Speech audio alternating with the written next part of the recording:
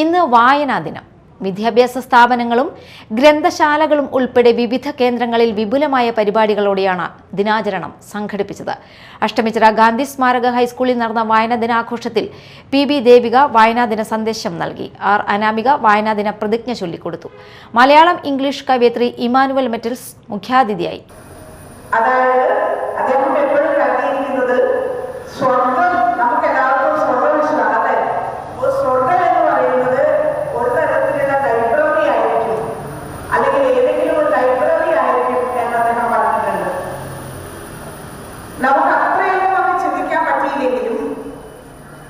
പുസ്തകങ്ങൾ വായിക്കാൻ ശ്രമിക്കുക എന്ന് പറയുന്നത് പലതരത്തിലുള്ള നമ്മുടെ പഠനത്തെ മാത്രമല്ല, പലതരത്തിലുള്ള നമ്മുടെ സാമൂഹിക ദൈനംദിന വ്യക്തിഗത ജീവിതത്തെ സ്വാധീനിക്കുകയും പരിപോഷിപ്പിക്കുകയും ചെയ്യുന്ന ഒരു ചെയ്യാൻ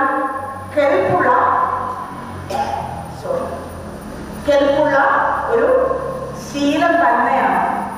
ഞാൻ നിങ്ങളോട് ചോദിച്ചോട്ടെ, അതായത് നിങ്ങളെ അസസ് ചെയ്യാൻ വേണ്ടിയിട്ടല്ല, അല്ലെങ്കിൽ നിങ്ങളെ ഒരു കണക്കിൽ കൊണ്ടുവന്ന് നിങ്ങളെ മെഷർ അല്ലെങ്കിൽ അളവെടുക്കാൻ വേണ്ടിയിട്ടല്ല, വ്യക്തിത്വത്തെ അളക്കാൻ വേണ്ടിയിട്ടല്ല. എന്നാലും എൻ്റെ ഒരു ക്യൂരിയോസിറ്റി കൊണ്ട് ഞാൻ ചോദിച്ചോട്ടെ, എത്ര പേര് വായിക്കുന്ന കുട്ടികളുണ്ട്? കടപുസ്തകങ്ങൾ വായിക്കാത്ത മക്കൾ ആരും ഇല്ലെന്ന് എനിക്കറിയാം.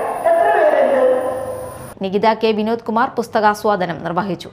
പ്രധാനാധ്യാപിക US ജയലക്ഷ്മി, അധ്യാപകരായ R. ശ്രീകൃഷ്ണരാജ്, AC Sheeja, AM Karthika എന്നിവർ സംസാരിച്ചു.